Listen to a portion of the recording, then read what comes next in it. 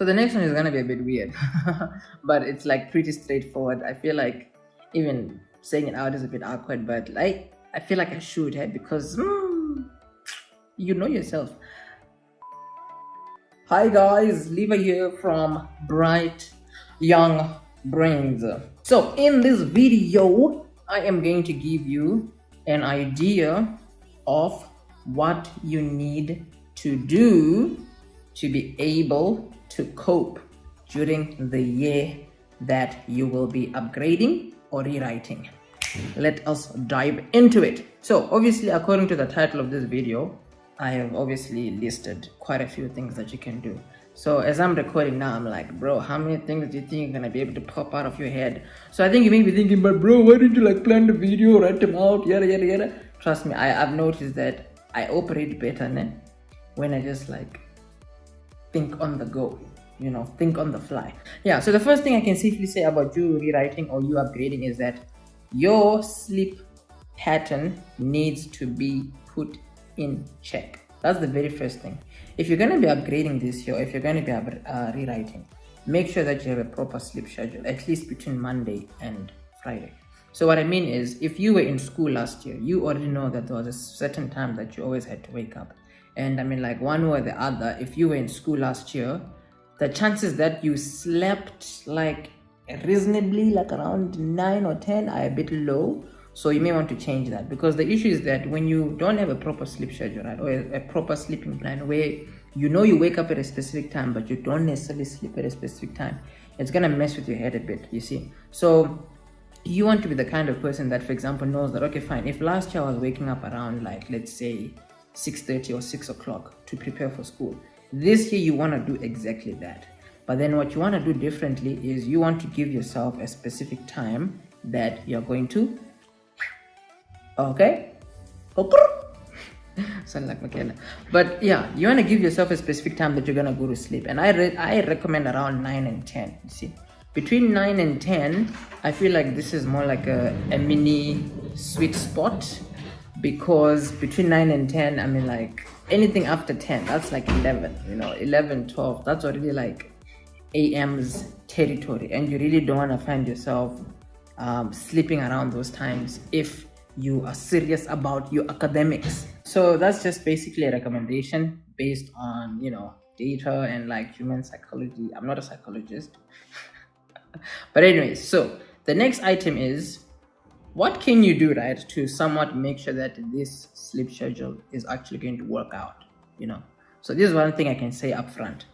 When you're going to be finding yourself in a situation where you need to like form a new sleep schedule, the big idea is that during the first week or two, trust me, those are going to be like the hardest weeks for you to eventually have this new sleep schedule. Those are like purely the hardest. Because remember, your brain is trying to form like a new habit. You are literally trying to undo one thing while replacing it with another.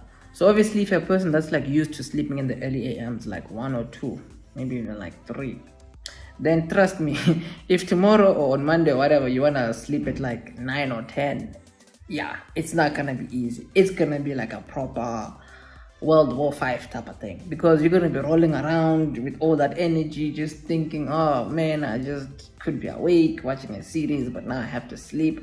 It's going to be like a proper mission, you see. And obviously, you just want to endure. Like, that's the least I can say. Don't maybe say, okay, let me maybe just lie down and let me like be on my phone. No.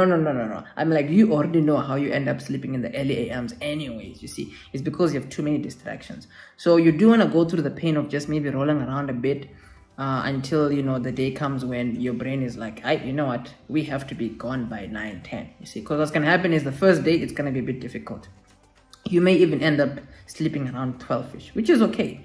But then the next but that day, remember, if you do end up sleeping around 12ish, whereas you maybe like got into bed like around 10 and you're running around, blah blah blah blah blah, you know that you have an alarm set for like 6.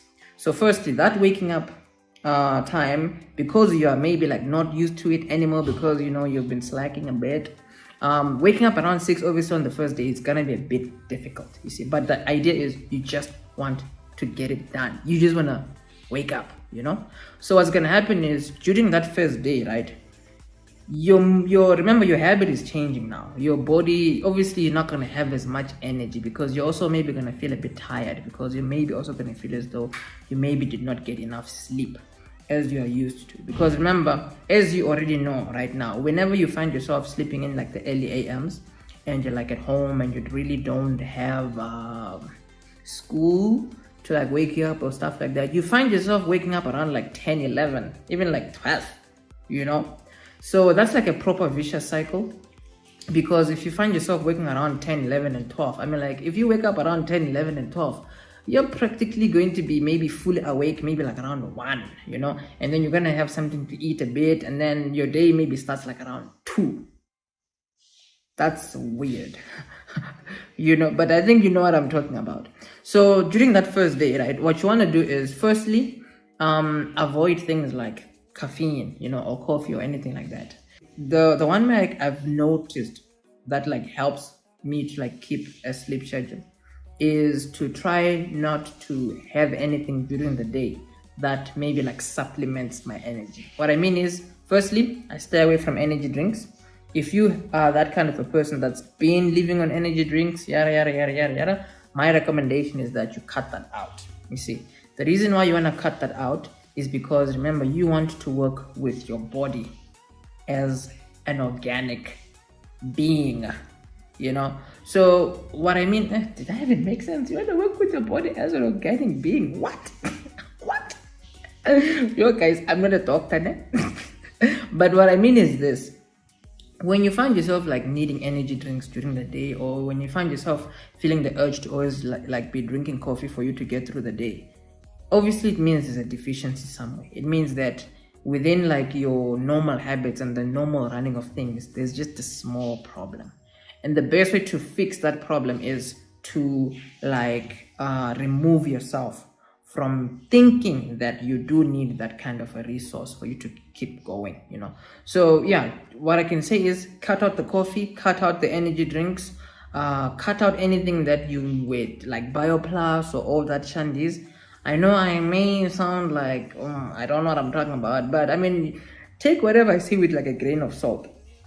But then this is my recommendation. You see, just cut all that out, because what you're doing is you're trying to gear your body up for it to be able to be self-sufficient. You see, that's what's going to happen is during the day, you see, your body is going to get used to working on its own energy that it would have recuperated during the night when you were actually asleep. Because remember, at the end of the day, the end goal here is you're going to be in bed by 9, 10. You're going to wake up around 6. You see, trust me, between 9 and 6, dude, do the hours. That's a lot of sleep. Look, let's say you do fall asleep at like 10, 11, 12, 1, 2, 3, 4, 5, 6. That's already 8 hours. That's like a gang load.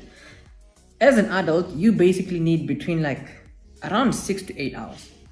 Like legit, anything, even 8 is a bit too much.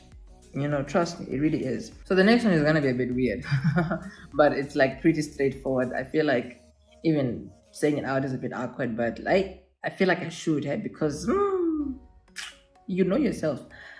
Firstly, when you wake up, I feel like this is like a basic thing that everyone knows, but for some reason I feel compelled to say it, because some people just don't do it.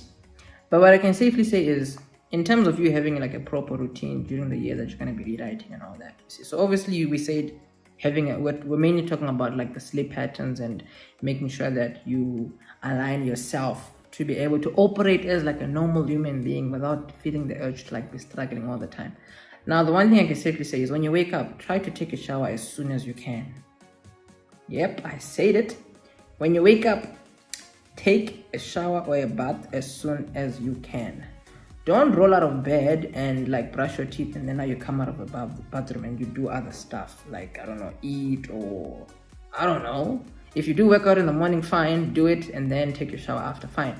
But then that's why I said try and take a bath or a shower as soon as you can. You know, don't find yourself maybe wanting to like go into the bathroom, you brush your teeth, whatever, you come out, you're chilling on your phone for a bit, 3 hours go by and then now you want to take a shower. No.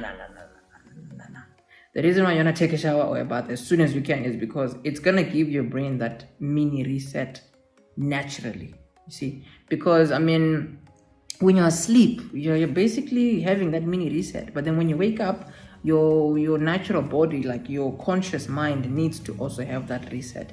Because remember, as a person, you need to work both with your subconscious and your conscious mind. You see, so if your subconscious is what you were basically roaming around in while you were asleep, and that part is like all sorted out now, consciously you need that kind of a reset. So I personally always feel as though taking a shower as soon as possible is it also helps to like wake up, because it's not every day where, forget it's not every day. Most of the days when a person does wake up, even if they are energetic or whatever, just like mentally, if you have not like really given yourself that mini refresher moment, it's gonna be a bit difficult for you to like get into the day, you see. So that's definitely what I recommend. It's odd, it's practical, but it works.